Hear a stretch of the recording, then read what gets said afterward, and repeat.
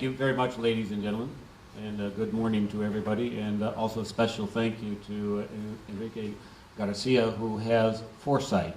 The fact that you are able to put such a gathering of people together, people like myself. I'm not a financier, I'm a scientist. To actually talk to you, people who are in finances, I find that a good mix of people, and hopefully we can learn something from each other. Thank you very much.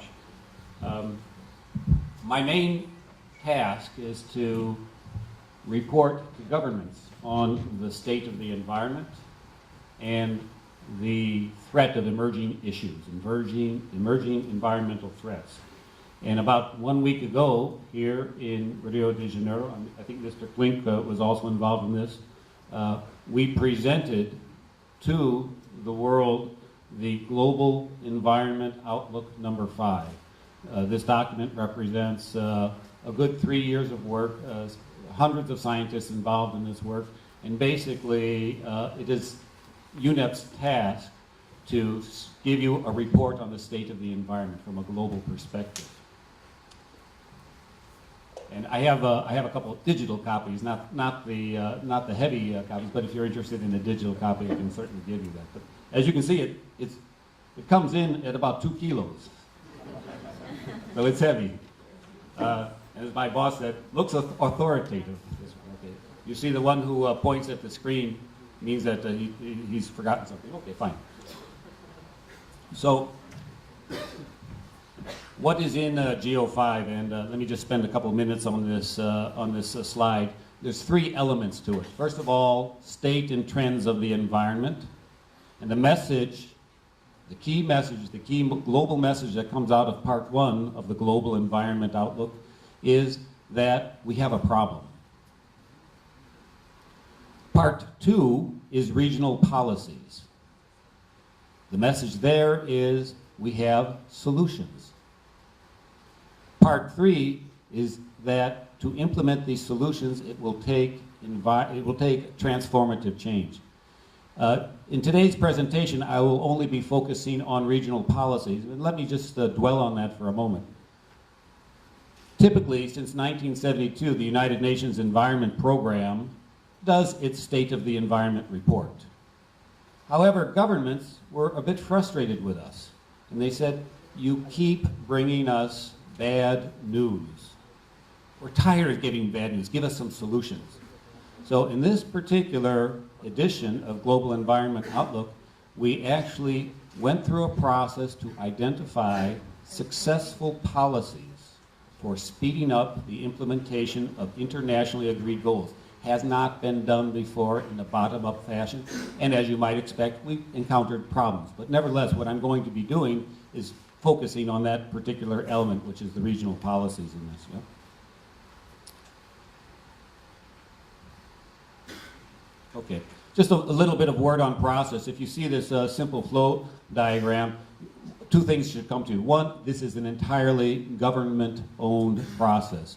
On the left-hand side, you see global environmental goals. These goals were basically a subset of global environmental goals which governments felt were very important.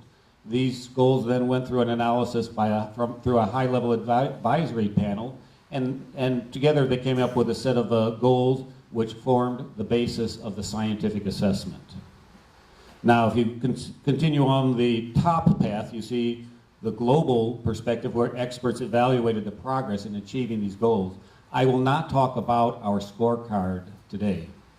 It's an interesting subject, but we don't have enough time to that. I'm talking about successful policies, but we have much information in terms of how we are doing at a global level against our environmental goals.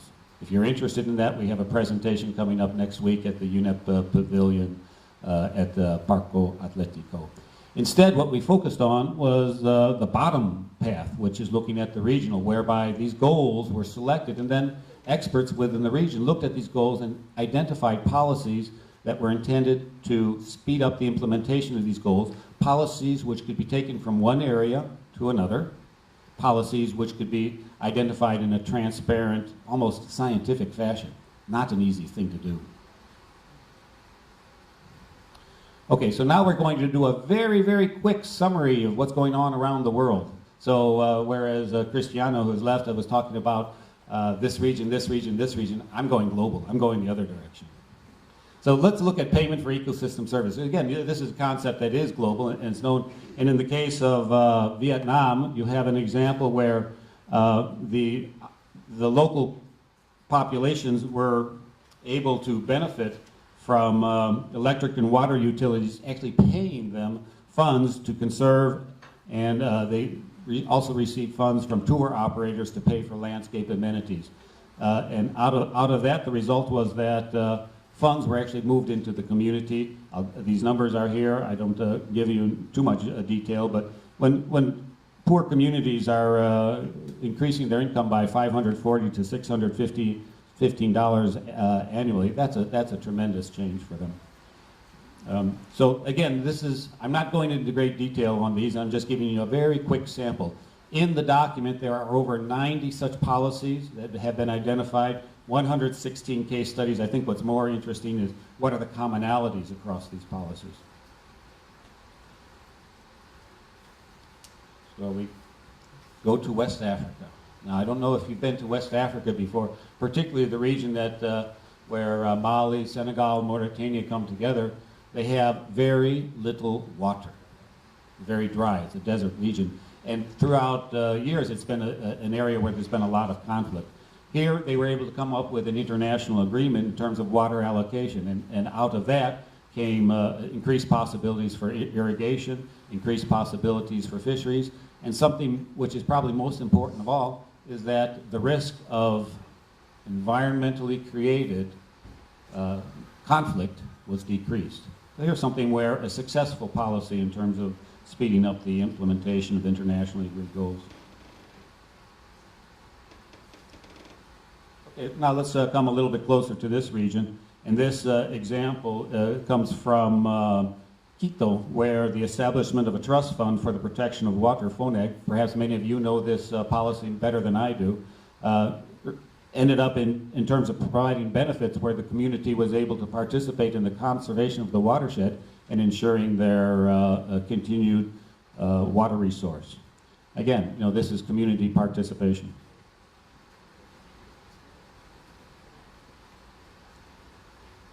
Okay, another example from the region, and this is an example which again, you probably know better than myself, but it's a tender system where renewable energy had been encouraged through energy auctions, offering a range of sources such as natural gas and hydroelectric.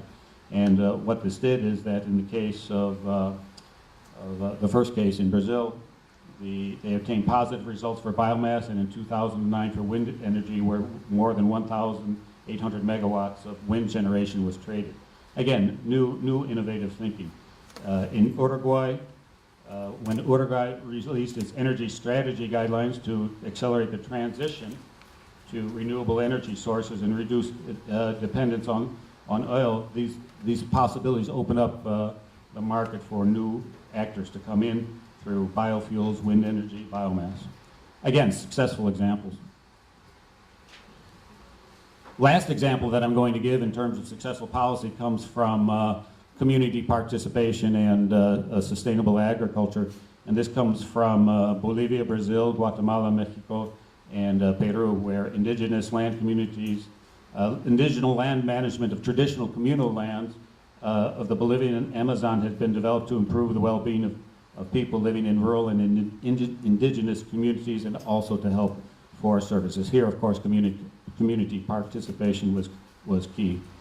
And just one quick example from agritourism in the Caribbean, where in Jamaica the farmer sales income was able to increase through opening up their activities to other sectors.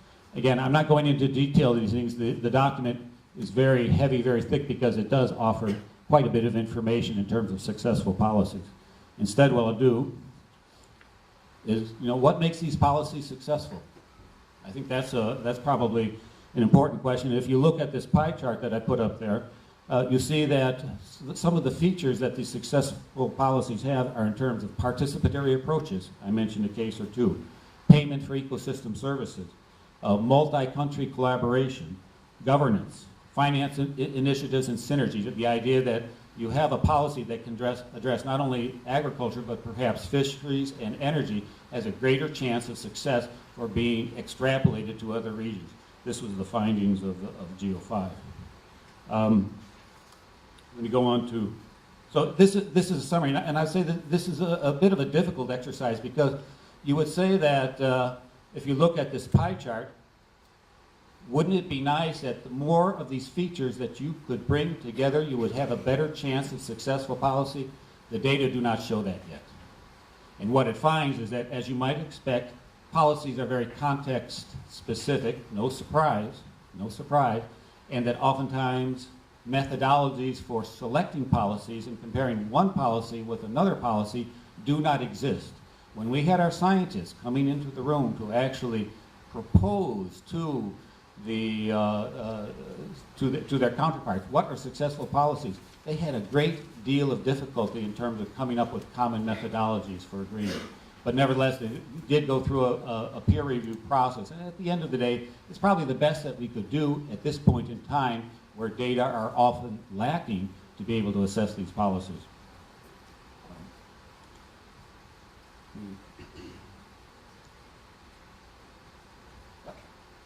Okay, so anyway, I'm coming to the end. But first of all, what have we found in terms of the global environment outlook? First of all, policies that work across various environmental challenges are most successful. As I said, agriculture, energy, and water. These policies have the best chance for extrapolation.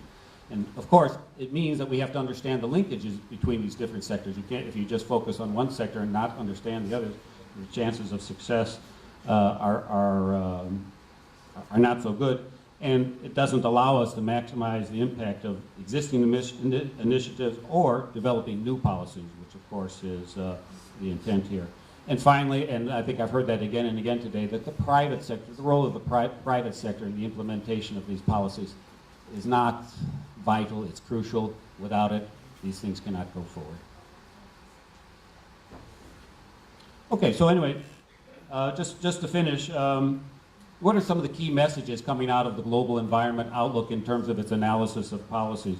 First of all, and I think it's the most important, is that it is possible to meet your global environmental goals and implement these financing mechanisms, that improve the wealth of local communities. It is possible. We have successful examples. That's key message number one. To be able to do this in a transparent manner, we need better data, we need better methodologies to be able to do this policy analysis.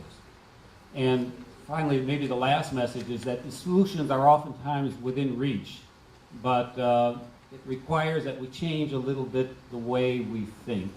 And I did not get into part 3 of GEO, which is about transformative change, but in a nutshell, what the key message, the final message of the global environment outlook is that the things that we have learned in our education and throughout our life are oftentimes based on consumption patterns which are not sustainable.